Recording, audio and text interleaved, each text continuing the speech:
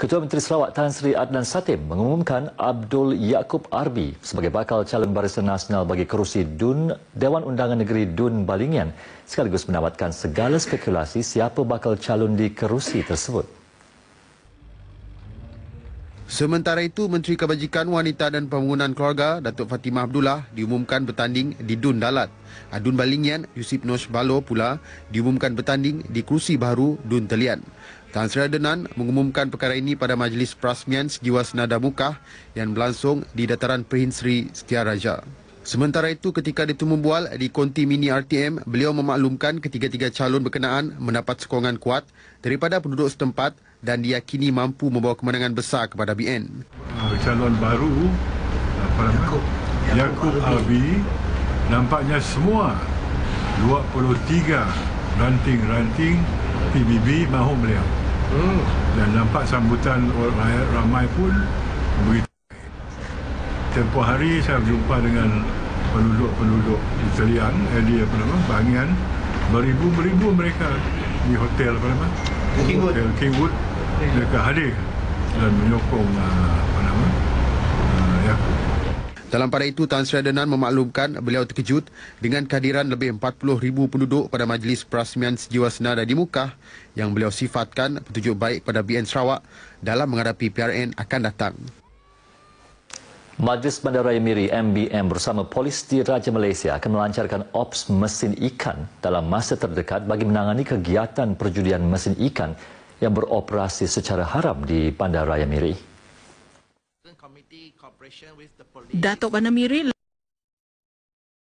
berjaya di kompaun atas kesalahan itu, bagaimanapun hukuman berkenaan dilihat tidak mampu untuk membenteras kegiatan berkenaan secara efektif. Jelasnya, masalah perjudian cyber ini semakin menular dan popular di pusat-pusat komersial sekitar Bandaraya Miri sekaligus meningkatkan gejala sosial dan jenayah terutama dalam kalangan remaja dan belia. Bercakap pada sidang medianya di Miri, beliau memberitahu tindakan lebih tegas akan dikenakan kepada premis yang menjalankan perniagaan tanpa lesen yang sah daripada MBM di bawah Seksyen 5 Ordinan Hiburan 2000. Setakat ini, hanya 6 premis yang mempunyai lesen sah untuk menjalankan perniagaan mesin ikan di bandaraya itu.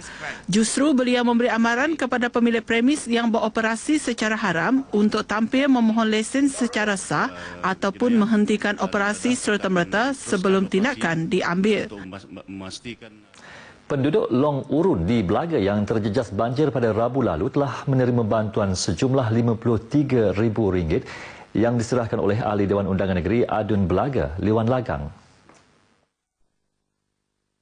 Menurut Adun Belaga itu, meskipun tiada pemindahan penduduk dilakukan semasa kejadian, namun banjir berkenaan menyebabkan harta benda dan tanaman seperti padi yang tidak sempat dituai musnah. Oleh demikian, melalui pusat khidmat kita telah mengagihkan 78,000 untuk semua itu.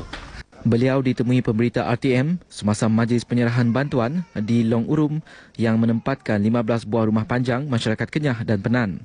Liwan turut mengumumkan peruntukan sebanyak RM20,000 bagi membaiki jalan sepanjang 3 km yang menghubungkan Sekolah Kebangsaan SK Long Urum dengan 15 buah rumah panjang berkenaan dan jumlah RM5,000 lagi kepada Persatuan Ibu Bapa dan Guru SK Long Urum. Kejadian banjir pada Rabu lepas menyebabkan seramai hampir 1,200 orang termasuk kaki tangan dan pelajar SK Long Urum terputus hubungan selepas jalan menuju ke perkampungan mereka ditenggelami air.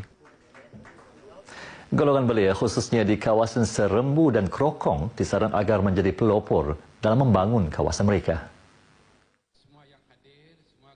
Menteri Muda Kesihatan Awam Datuk Dr. Jerip Susi memberitahu ini memandangkan anak tempatan lebih mengetahui dan mendalami keperluan masyarakat setempat.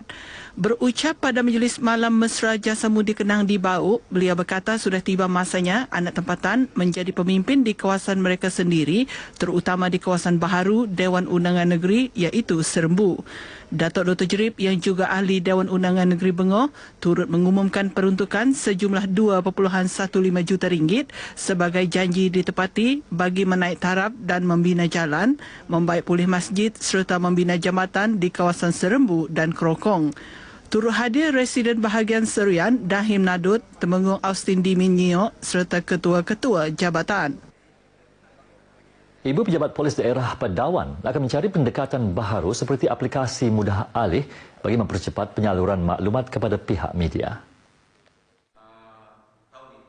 Ketua Polis Daerah KPD Pedawan, Superintendent Ang Ahlik memberitahu ke arah itu pihaknya mencadangkan kaedah penyampaian menerusi WhatsApp dan WeChat digunakan.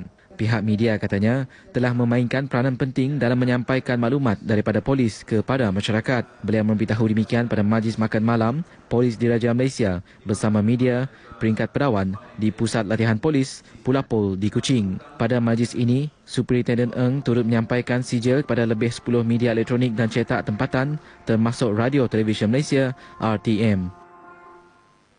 Masih ramai penduduk khususnya di kawasan luar bandar yang masih belum memahami sepenuhnya mengenai cukai barang dan perkhidmatan GST walaupun hampir setahun cukai tersebut telah dikuatkuasakan.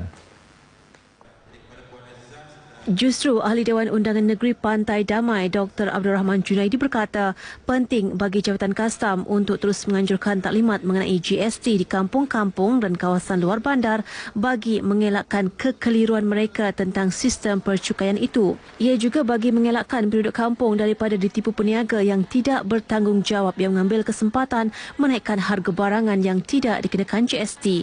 Katanya adalah perkara biasa bagi mana-mana sistem percukaian baharu belum dapat diterima oleh rakyat pada tahun pertama pelaksanaannya dan yakin pelaksanaan GST akan dapat diterima selepas 3 tahun dikuatkuasakan. Dr. Abdul Rahman berucap pada majlis penangguhan taklimat GST di Kampung Pulau Ulu di Kuching yang dihadiri kira-kira 50 penduduk kampung tersebut.